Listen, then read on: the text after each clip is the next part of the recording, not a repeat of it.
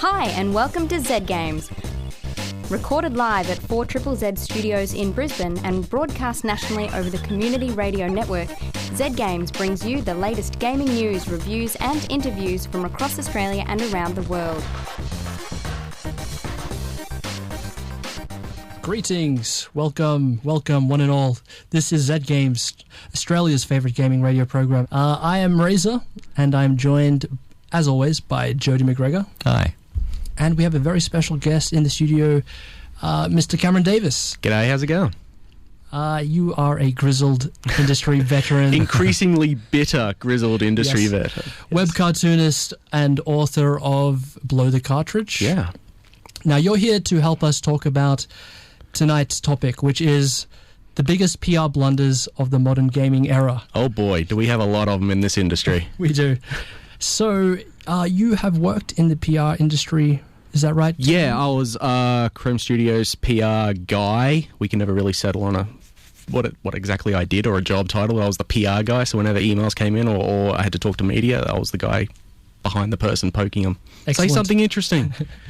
Well, we're hoping your expertise will come in handy later. Cool. And Jody, you will be talking about Sir, You're Being Hunted. Yeah, that's right. It's an indie stealth and survival game in which English robots want to kill you. Excellent. I hate when that happens. Yeah, so annoying. Well, let's get this episode started, shall we? As always, with the weekend gaming news headlines, Mr. Jody. UK developer Rare, creator of Banjo-Kazooie, GoldenEye, and the recent Kinect Sports Rivals, has announced layoffs affecting around 20 employees. Microsoft, who acquired the studio in 2002, issued the following statement. As part of Rare's commitment to this goal, we have made a decision to change our development process and methodology at Rare to best support our future projects. This has led to us reviewing the skills and the makeup of our development teams in our business. Rare continues to invest in our people and future projects. Can you translate that from PR to English? It means we fired a heap of people and Rare aren't really bringing in the numbers we thought they would when we spent God knows how much money buying them. Oops. Didn't see that coming. Yeah, Kinect Sports Rival didn't do as well as they'd hoped. That's a real shame because, Microsoft were really banking on the Kinect being something this generation.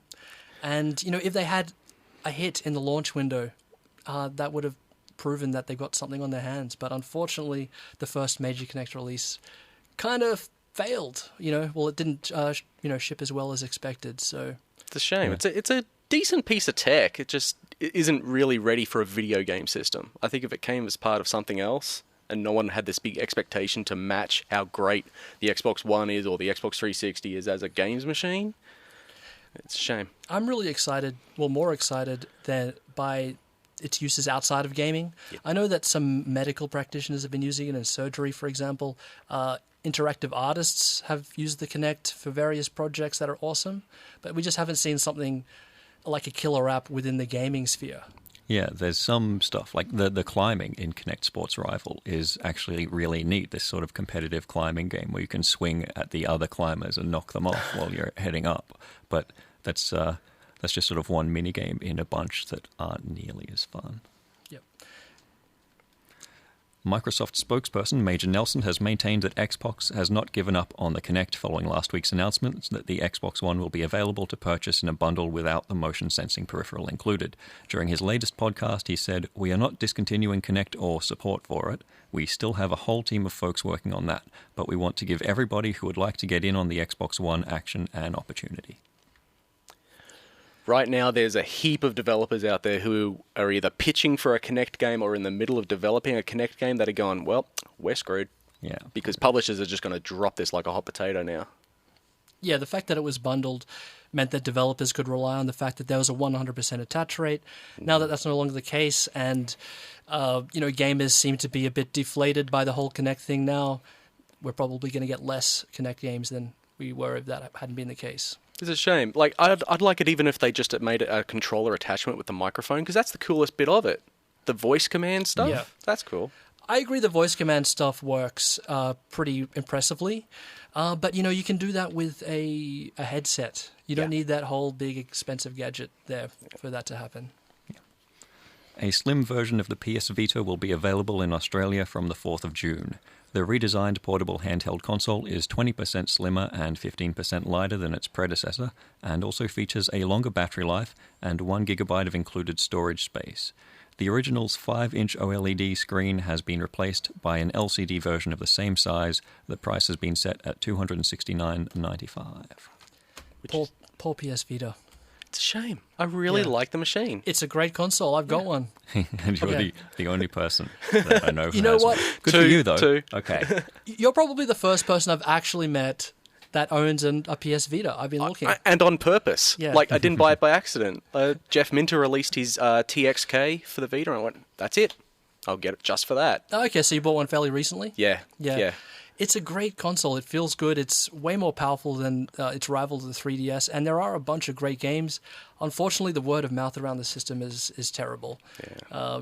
People don't seem to be able to change their mind on the system. It's seen as an overpriced thing with expensive memory cards that has not very many good games. Only 2 of those things are true. But and alluding to today's topic, that's why PR is so important, because the early message is the one that sets in stone real quick. Yeah, and it's very hard to change that. Yeah. Hearing you guys talk about the Vita is like the way I talked about having a 3DS last year, and now everyone's come around and suddenly everybody's got one. Do you think it's too late for the PS Vita, though? Do you think Sony can turn it around? I think it's too late for a $269 PS Vita. The whole point was to make this smaller and lighter. Well, why is it more expensive? It should be like $200 max. Yeah, it's a shame. All right, well, that's it for this week's news headlines. Next up, we'll be talking about the biggest PR blunders in gaming history, so stay tuned for that. Hello, this is Rick Dalton, and you're listening to Zed Games. We're here to talk about the biggest PR blunders of modern gaming. Now, Cameron, you have worked in the industry, in all aspects of the video game industry, PR being one of them. Guilty as charged. Can you tell us about the importance and the role of public relations in the marketing of video games? The tricky thing, and the reason why PR is so important, is that you have to distill 2 years' worth of work by 40, 50 people, or whatever a AAA game is, or even a smaller game, down to an easily digestible sentence that is going to excite everyone, interest them, get them back for more, and want to find out about why this game's so amazing. And that's really, really tricky. And the aspect of doing that has changed over the last 10 years. But the important bit is there's 1 million games being released every week on all the different devices we have access to now, and we really only talk about maybe 5 or 10 of them. Yeah, there was a figure recently that this year Steam has released more games in like the first 5 months of the year than they released in all of 2013. Yeah. It's a massive flood of games that are coming out, and so many of them. You look at that new release page on Steam or anywhere like it, and it's just a wall of stuff you've never heard of. And the problem is, like, you have all these games coming out, and they're probably all amazing in their own way, but we only talk about 5 or 10 of them because only 5 or 10 of them have PR behind them. Whether it's the developer doing it themselves, just getting up a simple press kit up on their website, or hiring someone to help spread the word. Because the internet is just millions of people shouting at each other all day, you really need to shout louder than everyone else around you. And unfortunately, having a good game by itself just isn't enough. You need someone standing on top of a hill championing it and telling everyone how great it is. So marketing today is even more important than ever because of the fact that there's an avalanche of games coming out. How has it changed now with, social media, Twitter, Facebook, etc.? They're all a big part of it now, whereas 5 or so years ago, that wasn't the case. 5 or 6 years ago, all you had to do was get you two into a room along with a heap, like maybe 10, 15 other Australian game journalists into a nightclub somewhere, put down the liquor, put down the booze, hand you guys a copy of the free game, and that's pretty much, okay, we've done the PR plan. These days you have to reach out to, okay, I need to spend a couple of days looking for the best YouTube Let's Players. I got to get a hold of the people who are the influential on Twitter. I got to get onto podcasts. I got to get onto this. It's not so easily fragmented. It is more fragmented now than it was. It used to just send out a press kit, copy of the game, bung it to, there's 10 gaming magazines in Australia in total, counting newspapers. It used to be a lot easier. Nowadays, you need to reach out to these kids. I hate to use that term, but You know, when you're in a marketing meeting, like I've been in PR meetings trying to explain what YouTube is, why this is important, and looking at someone from a retailer or a distributor going, can't we just get someone from the official Xbox magazine to come talk about this? No, because no one cares.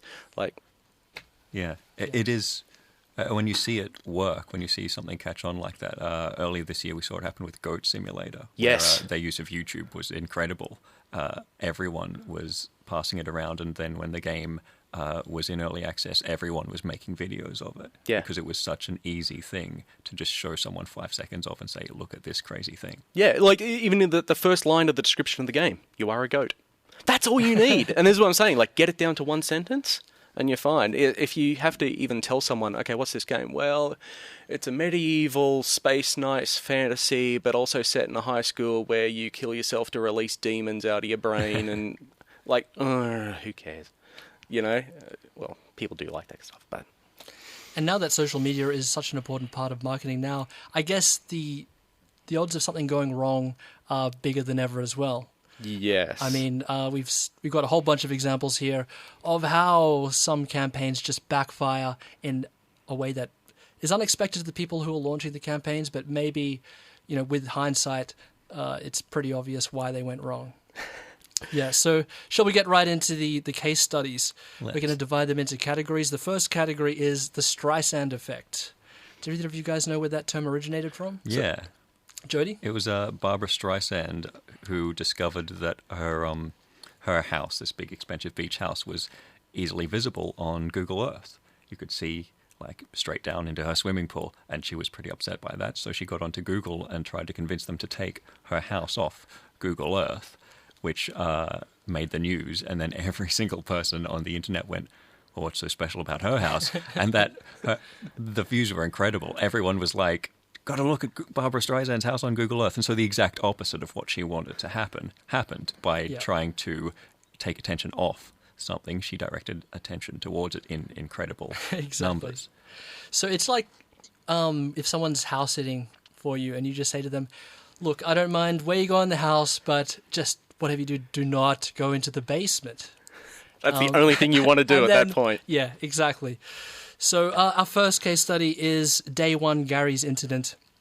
It was basically a universally criticized game because it was pretty crap, but a copy of the game was sent to John Bain, also known as Total Biscuit, who was a YouTube personality, a very popular one, with 1.3 million subscribers, who specializes in Let's Plays, which is the format where they show unedited gameplay footage with commentary on top. Now, Total Biscuit wasn't too happy with the game, so he said something like, screw everything about this, as a part of his commentary. Now, Wild Game Studios made a copyright claim on the video, which removes it from public viewing. It's the right of anyone who thinks they have a copyright claim on a video, whether it be the artwork or the music. They can file an injunction against someone who puts a video up to get that video taken down almost instantly. So they did that despite the fact that they submitted the video to him for critique. But they didn't anticipate the backlash. That is Total Biscuit's army of loyal viewers who flooded Day One Gary's incident Metacritic page and dragged the user score down to 0.5 out of 10. Ouch. The company has apologized and the copyright claim has been revoked and the original video has been restored. Yeah, it's a perfect example because I've tried watching Total Biscuit's videos in the past, and they're not for me. He's the kind of PC gamer who spends 5 minutes looking at the options and seeing whether you can change the anti-aliasing before he actually plays the game, and I don't have that much time. But I watched this because they didn't want me to watch it. Yeah. And it does look like a terrible game. I think any publisher should have the understanding that they're publishing. Okay, fine. Not every game's going to be amazing, but they should at least have the humility to go, okay, we're going to get some bad reviews out of this. And a lot of publishers actually do. They hire game journalists before the game's out to go, hey, can you give us a fake review of this to give to the developers? You know, what do you think? Blah blah blah. So they should have at least seen this coming, that they were going to get a bad review, and gone, okay, we just cop it on the chin. But they didn't. I've had, back in my game journo days, where I gave a certain racing game a 0 out of 10, and I said, well, I hope everyone involved in this, just feels so bad for themselves. It was a really universally praised game, but I gave it a 0 out of 10 because it destroyed our review computer. The copy protection just put a rootkit on the machine and destroyed it.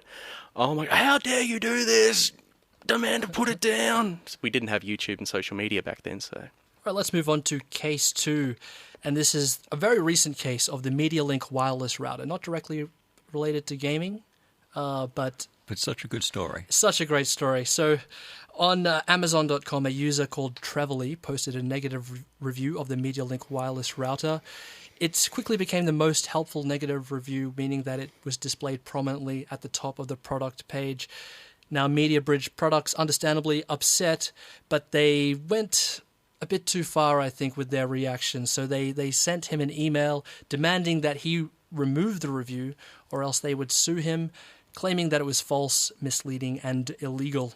So after posting the email on Reddit, the situation was reported on Tech and Gamer blogs, and eventually Amazon revoked MediaBridge Products' selling privileges, and the company ended up deleting its Facebook page completely.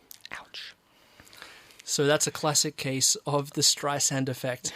Yeah. It's a shame, and this still happens again and again and again. Like, people just going, no, you can't say that on the internet. Well, guess what? You don't understand how the internet works. I just said it on the internet. Like, it's done. You can't undo it.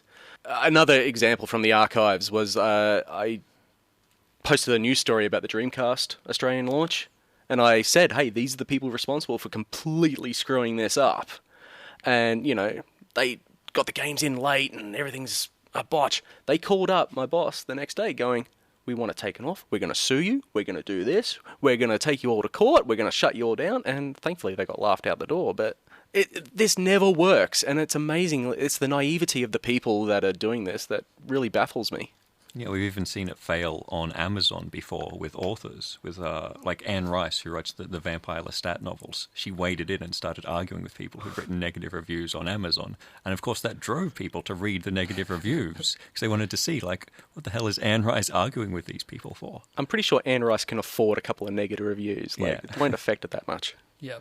You're listening to Z Games. We are talking about the biggest PR blunders in modern gaming history. The next category is losing your job in 140 characters or less. This is MC Frontalot, and you are listening to Z Games. Use your ears to do this task. Hello and welcome back to Z Games. We are talking about PR blunders and mishaps, and at the moment what we're going to talk about is how to lose your job in 140 characters or less, because Twitter has really changed things for PR in gaming, hasn't it? It sure has. The first case study is the case of Adam Orth. This happened last year in about April, so he wasn't actually a PR manager or even in marketing whatsoever. He was a creative director at Microsoft Studios working on an unnamed project. Basically, there was a bit of outcry about this always online thing that the Xbox One seemed to be going towards. And a lot of people didn't like the fact that you had to have an uninterrupted connection to the internet in order to have the console function. So as a response to this, he tweeted, quote, "Sorry, I don't get the drama around having an always-on console. Every device now is always on. That's the world we live in. Hashtag deal with it." Now, when someone brought up the fact that some rural areas did not have reliable access to the internet, Orth responded bluntly with, "Why would I want to live there?" The tweets went viral on Reddit and NeoGAF and was soon reported on by every major gaming blog. 4 days later, Orth handed in his resignation. He's now reportedly working on a first-person game called Adrift, centered around exploring a space station as an astronaut, which supposedly is also a metaphor about the deal with it controversy. I feel kind of bad for Adam Orth. I think he was kind of a product of the culture that was in Microsoft, because the funny thing was, there was all this furor about, oh my god, we don't want an online-only console, but that's what they were making. And a couple of months later, they came out and went, yeah, this is exactly what we're making. This is before the big policy shift. He was just a culture of the company that he was part of. So he was just tweeting about how he felt about it because that's the way he worked. He wasn't someone who worked in PR. No. And I think that showed in his response to it, because someone who worked in PR, their first response probably wouldn't be, why would I want to live there? Maybe, actually to realise that they have stirred up the hornet's nest and back down a little bit.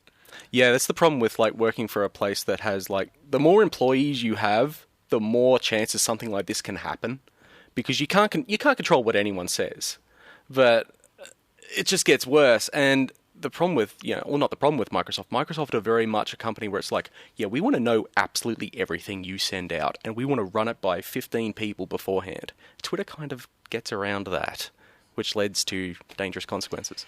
Do you think behind the scenes Microsoft now have a much more strict social media guide for their employees? Oh, yeah. Which we'll never find out about. Okay, case study number 2 is the case of Josh Olin, who is an employee of Turtle Rock. So he was the community manager. So he's in a position where he really should have known better. So Turtle Rock are the developers of Left 4 Dead and the upcoming title Evolve. So Josh tweeted to his 142,000 followers, "Here's an unpopular opinion. Donald Sterling has the right to as an American to be an old bigot in the security of his own home. He's a victim." Now, this requires a little bit of background knowledge because the Donald Sterling case isn't being reported in the Australian media. But over in the States, it's a big deal. Now, Donald Sterling is the owner of the LA Clippers, an NBA team. They were in NBA Jam, right? I think so. Fantastic. Yeah. So he's a bit controversial right now because it's been revealed that he's incredibly racist. And, working as in the NBA, being an owner of a team, those two things aren't really compatible. So they've made him sell the team for $2.5 million, and they've basically barred him from the NBA for life and disowned him. And the thing is, though, that he was outed as a racist by an unauthorized recording that someone had made of him. So he was sort of expressing his own personal view of racism in his own house, and that sort of private conversation became public, and that's why he's lost the team and millions of dollars. So I can see like Josh Olin's point where he is kind of a victim of circumstance, but I don't think it's good policy to support someone who's racist. And I've also got the question is like, okay, he's got 140,000 followers. He should realize that most of them aren't interested in his political views. They're interested in whatever game he's spruiking at the moment. That's why people do set up personal accounts and company accounts. And I know the line is always blurry because even though people go, oh, well, tweets do not represent my employer, blah, blah, blah. We know that's not actually true. But I'm just like, well, why did you feel the need to express that to everyone? Yeah, just because you've got 142,000 followers doesn't mean you should be telling them every single idiotic thing you believe. Absolutely. That's right. And I mean, if you're in a position where your job position gains you that amount of followers, then you have also a personal responsibility to that company to not say anything stupid, even if you do have the disclaimer, all tweets are, the point of view of myself and not my employer. That's a bunch of crap, and especially if you're working in the PR business. I kind of get the frustration, though, because on the other hand, even at games PR, you read forums, you read NeoGAF and all that, and you just want to scream and go, listen, chumps, this is how it really is. This is why we're doing it like this way. This is why our game's $35, blah, blah, blah. You're all a bunch of idiots. And then you just got to say, nope, take a deep breath, have a nibble of bread, sip of water, step back. Okay, you're listening to Z Games. We're talking about the biggest PR blunders in gaming. Next category is W2F were they thinking? And we'll get to that after this track. This is MC Lars, and you're listening to Z Games. Next category is WTF were they thinking?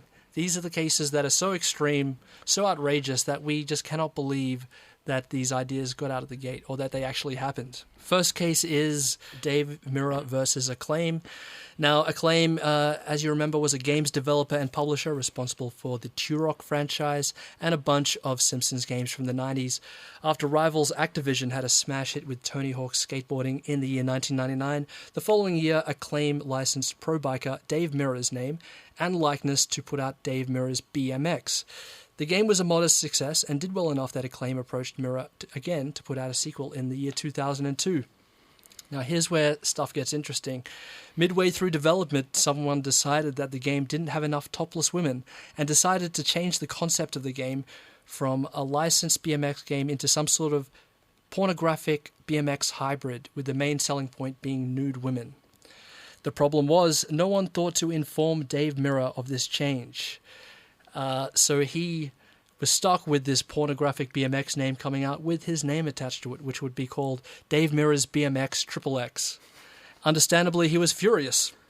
This led to a $20 million lawsuit against Acclaim, as Dave Mirra attempted desperately to distance himself from the project. The lawsuit was dropped, and the game was released under the title of BMX XXX. However, due to the sexual nature of the game, most retailers in the US refused to stock the title at all. Sony did not allow the game to be released on the PS2 until the nudity was removed, and this led to abysmal sales of only 100,000 across all platforms. Acclaim would later file for bankruptcy in the year 2004. Why isn't that game in a landfill somewhere in New Mexico? I still see it across here and there in like secondhand bins. Acclaim PR is just a weird company. They're the ones that did that, put Shadow Man on your tombstone to get a free copy of the game. Yeah. Hundreds of years from now, historians are going to be looking at this going, they revered the Shadow Man. They also did the offer of $10,000 to anyone who had a baby on the 1st of September 2002 and named it Turok. So I don't know if anyone actually won that. Well, we'll find out in about 10 years when we get like job applications for like, yeah, I'm Turok Smith. Okay, and the case of Ocean Marketing. This one is probably the most interesting one of all. Okay, so back in late 2011, a guy called Dave pre-ordered an Avenger controller accessory, which he had hoped would arrive in time for Christmas. The Avenger's it's a controller add-on, which basically lets you use the face buttons with your fingers instead of your thumb. So you don't have to remove your thumb from the analog sticks to push the buttons, which gives you a slight edge, I guess. So if you're a highly competitive gamer, or if you have a disability that doesn't let you use all of your fingers, this is a really cool accessory. So he pre-ordered it on the 16th of December. He hasn't got it yet, so he's wondering if it's going to arrive in time for Christmas as advertised. Sends an email, and he's answered by a guy called Paul Cristoforo, who is the head of Ocean Marketing, who is the company assigned to handling PR on behalf of the accessories creator N Control. So over the next 10 days, they exchange a series of emails, most of which are Dave asking Cristoforo for clarifications about his vague single-sentence answers, which are littered with spelling and punctuation mistakes. Cristoforo initially says the units would arrive on the 17th of December, but on the 19th admits that the stock has still not yet arrived from China. So after Christmas has come and gone, Dave sends another email on Boxing Day, and he notices that the Avenger's been advertised with a $10 discount for anyone who orders it now. And he asks Paul whether he would be better off cancelling his pre-order, which had failed to arrive in the specified time frame, and placing a new order to take advantage of the lower price. So this is where Cristoforo, who until now had been guilty only of possessing terrible PR skills and an even worse grasp of written English, demonstrated that he was on another level entirely. Now here's a quote from his reply.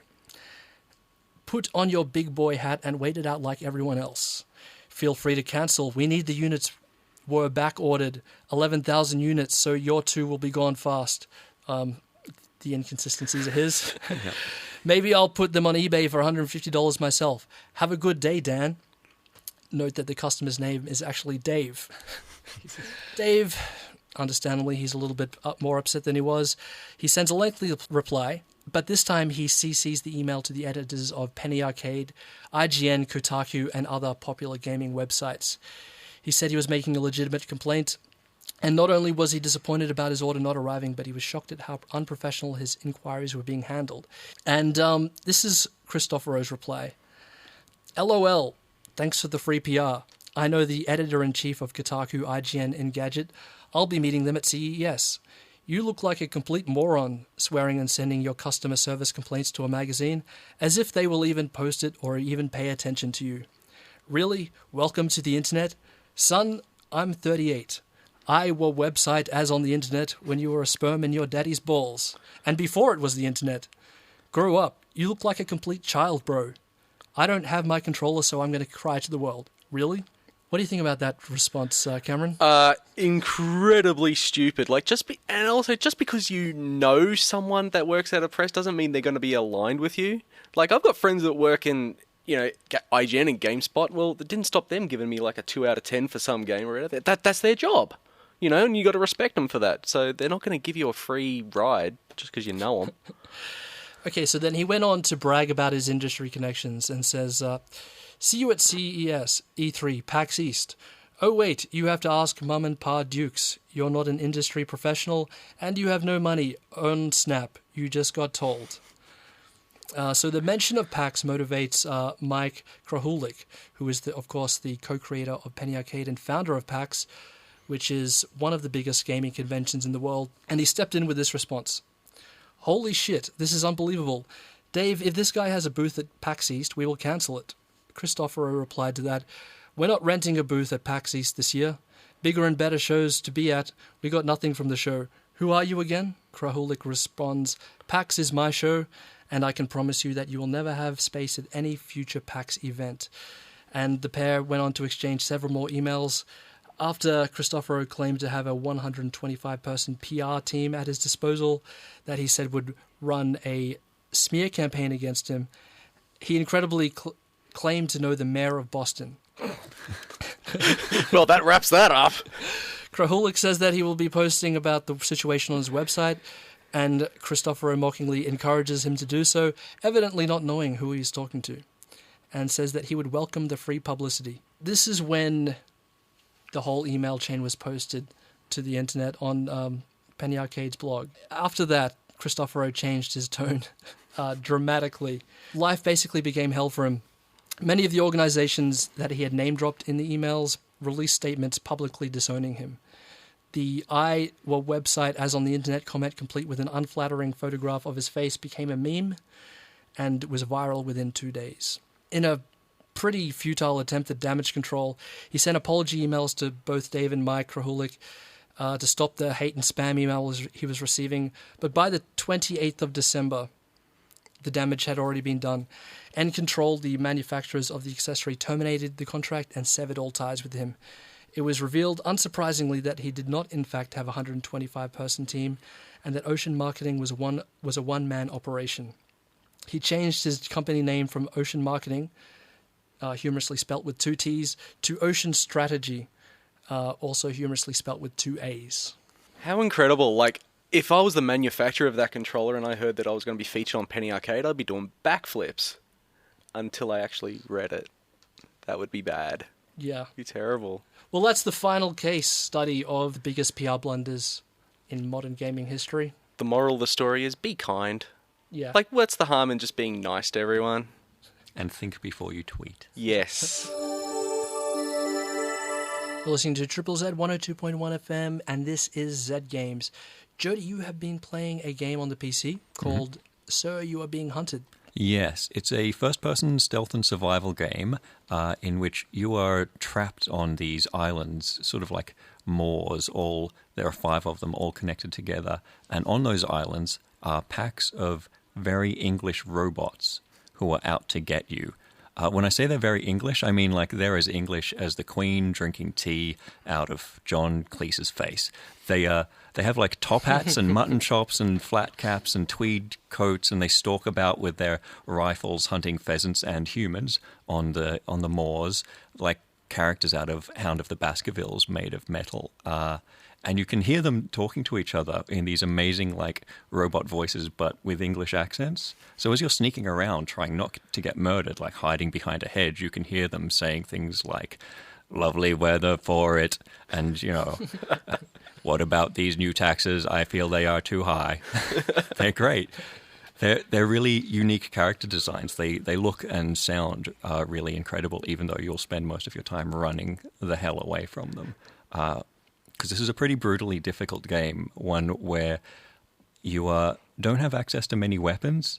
You've got a bunch of characters you can choose from, and only one of them, the officer, starts with guns. So the rest of them, you're just going to be trying to survive by hiding and running away a lot. It's very much about the stealth. And the robots, they have these red glowing eyes, so you can see where they're looking, which is a help. But I did find myself, crouched in the grass a lot as they went past me, wondering, like, are they going to see me? Are they going to see me? It's very tense. And that's also because of the way the survival elements worked in. You have very limited health, and you also have a vitality meter you have to keep track of, which is slowly ticking away because you need to eat. Otherwise, you'll starve to death. So as well as surviving the robots, you have to be scavenging food from like these abandoned houses where presumably all of the people have been murdered by the robots. So you find like flasks of tea inside the houses, bottles of sherry and stout. Like you can hunt rabbits and then cook them on fires to keep yourself alive. Although as soon as you light a fire, you know that the robots are going to come for you because they see the fire a mile away and immediately start going, what is this? And draw their guns. And the crack of like hearing a gunshot out of nowhere startled me like quite frequently. They also will shoot at birds. So sometimes they won't even be hunting you. You'll just hear them like over the hill, like laughing and firing wildly, like drunken British politicians. Just like, ha ha, and I was quite afraid of them. It's such a silly concept, but it's actually genuinely tense. Yeah, I often think, I don't know, just as a hypothetical to myself, I sometimes wonder, just walking down the street, if someone was hunting me right now, where would I run? I think it's a fun game to play. That's what you think. I think, who would I eat first if we got stuck on a desert island? But to each his own. And the other thing that makes it tense is that the save points are quite far apart. So if you die, you can lose a fair bit of progress. Like there are ferries that connect the island, and you can save there. And the central island has a stone circle, which is where you can build a teleporter to escape. That's your overall goal. You're scouring the islands for scientific equipment to build a teleporter to get the hell out of there. But that save point in the middle of the island of the stone circle is the only one that isn't a ferry. So when you die, you can actually lose quite a lot of progress, which is sort of like there's a trade-off there. On the one hand, that means there's even more tension because you're very worried when you're about to die, but also there's a level of frustration where you lose a lot of what you've done, and then the idea of doing it again is just sort of enough to make me think maybe I don't want to play any more of this game tonight. And I do find myself when I die thinking, I might just not play this anymore. Yeah, it's a fine balancing line, and it's just on the other side of too brutal for me to want to keep going back to it. Would you recommend it, though, as an oddity? Yeah, there's not really anything else quite like it. It's a bit DayZ, especially in the way that the buildings work. Like, there are no interiors. You just walk up to them and click on them, and then you see everything that's in them, like they're just a big crate, and in sort of how harsh it is. Sort of like a single-player DayZ with robots instead of zombies. Fantastic. And where can we get that game, Jody? You can get it on Steam. It's done by an indie studio out of England, of course, called Big Robot Games. Excellent. You have been listening to Z Games. We're just about out of time for this week, but a big thanks to Cameron Davis, who was our special guest. No worries. Blowthecartridge.com. Yep. Right ahead of him. Check out his awesome web series. But we're out of here, guys. We'll catch you again next week at the same time.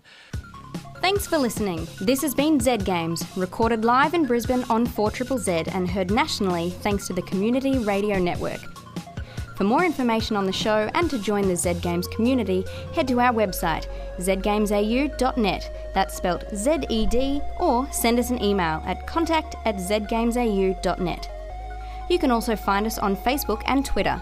Z Games is produced with the assistance of the Community Broadcasting Foundation.